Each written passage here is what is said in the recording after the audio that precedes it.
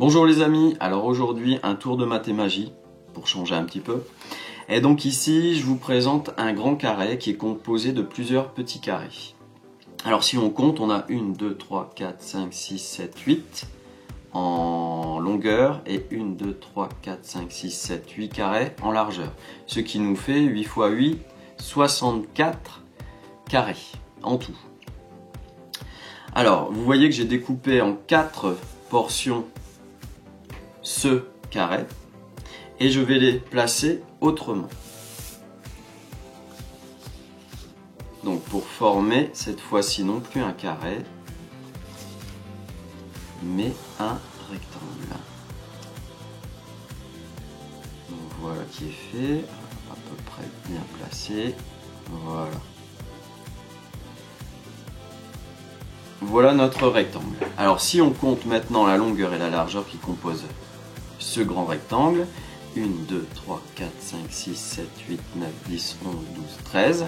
Ça nous fait 13 en longueur et 1, 2, 3, 4, 5 en largeur. Et 5 x 13, ça nous fait 65. Ce qui est un petit peu étonnant puisque tout à l'heure on avait compté 64 carrés.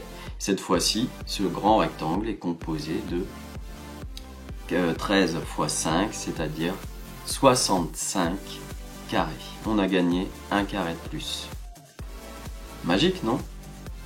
Alors on peut faire plus fort en plaçant différemment les figures.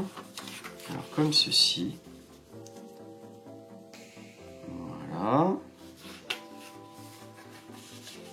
Et ici, je vais baisser un petit peu pour bien voir à la caméra.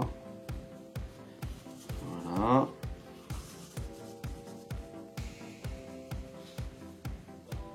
Alors voilà une autre figure.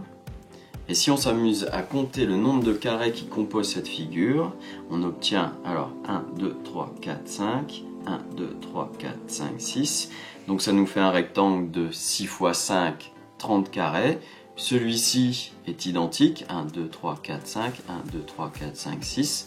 Donc ça nous fait 30 et 30, 60, plus les 3 petits carrés au milieu. Cette fois-ci, on a 63. Donc par rapport au carré initial qui était de 64, cette fois-ci, on a perdu un carré. Ce qui est quand même intéressant.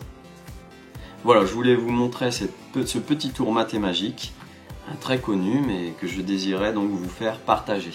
Allez, à la prochaine pour une autre vidéo. Ciao!